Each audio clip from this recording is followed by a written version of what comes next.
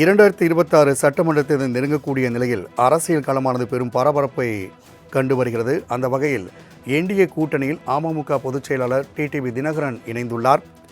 கடந்த தேர்தலின் போது மனக்கசப்பினால் அவர் என்டிஏ கூட்டணியிலிருந்து விலகிய நிலையில் அவரோடு அண்ணாமலை பல்வேறு கட்ட பேச்சுவார்த்தைகள் நடத்தி வந்தார்.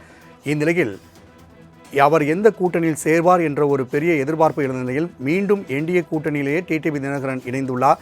இதற்கான சந்திப்பு தற்போது சென்னை நுங்கம்பாக்கத்தில் நடைபெற்று வருகிறது.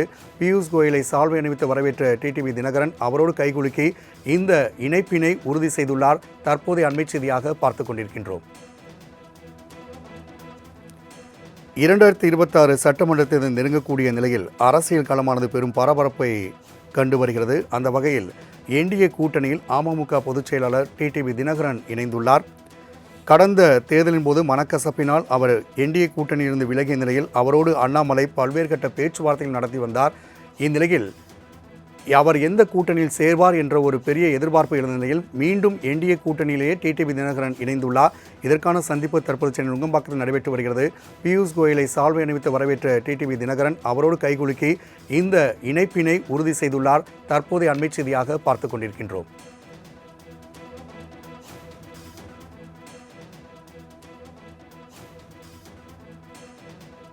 என்டிஏ கூட்டணியில் இணைந்துள்ள டிடிவி தினகரன் தற்போது பியூஷ் கோயலை சந்தித்து இந்த இணைப்பினை உறுதிப்படுத்தியுள்ளார்.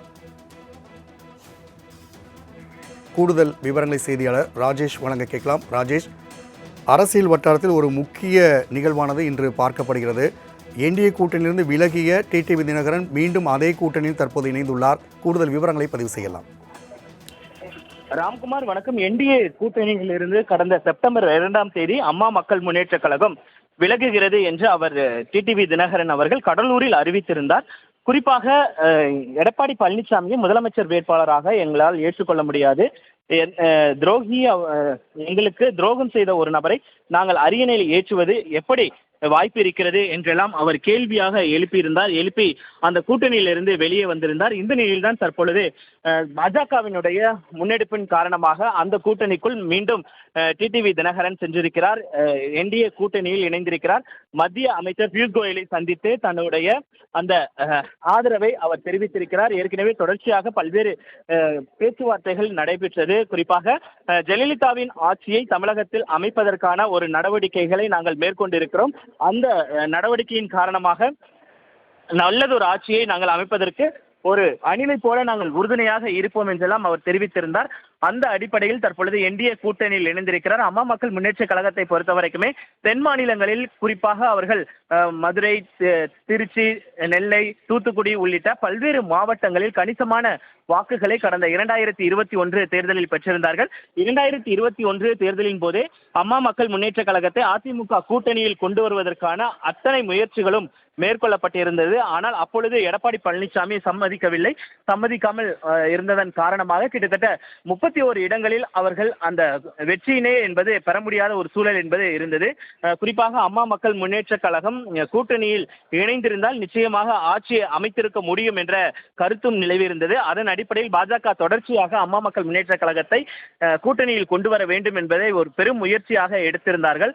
குறிப்பாக அம்மா மக்கள் முன்னேற்ற கழகத்தை பொறுத்த வரைக்குமே பாஜகவுடன் கூட்டணி, அதிமுகவுடன் கூட்டணியா என்பதை தெரியவில்லை. ஏனென்றால் அவர்கள் தமிழகத்தை பொறுத்த வரைக்குமே அதிமுக தலைமையில்தான் அந்த கூட்டணி என்று அவர்கள் ஏற்கனவே அறிவித்திருந்தாலும் டிடிவி தினகரனை பொறுத்த வரைக்கும் அவர் நேரடியாக வந்து பியூஷ் கோயலை, மத்திய அமைச்சர் பியூஷ் கோயலை சந்தித்து தன்னுடைய ஆதரவை தெரிவித்திருக்கிறார். எடப்பாடி பழனிசாமியை சந்திப்பாரா என்பது அது கேள்வியாகத்தான் இருக்கிறது. என்றால் எடப்பாடி பழனிசாமி தற்பொழுது பசுமை வழி சாலையில் தன்னுடைய ஆலோசனையை மேற்கொண்டிருக்கிறார்.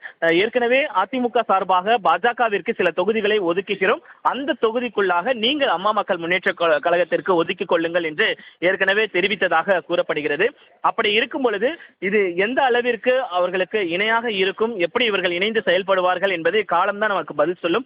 அதே நேரத்தில் டிடிவி தினகரனிடம் இந்த கேள்விகளை எழுக்கும் பொழுது எங்களுக்குள் இருப்பது ஒரு பங்காளி சண்டைதான், அது இன்னா செய்தாரை அவரை வெறுத்துவிடக் கூடாது என்றெல்லாம் அவர் திருக்குறளை மேற்கோள் காட்டி பேசியிருந்தார். அதன் அடிப்படையில் தான் தற்பொழுது அதிமுக கூட்டணியில் அவர் இணைந்திருக்கிறார். அதே நேரத்தில் அதிமுகவினுடைய பொதுச் செயலாளர் எடப்பாடி பழனிசாமி டெல்லியில் செய்தியாளர்களை சந்திக்கும் பொழுது கூட அம்மா மக்கள் முன்னேற்ற கழகத்தை குறித்து கேள்வி எழுப்பும்போது பொறுத்திருந்து பாருங்கள் என்று அவர் தெரிவித்திருந்தார். ராஜேஷ், தொடர்ந்து நீங்கள் இணைப்பில் காத்திருக்கலாம்.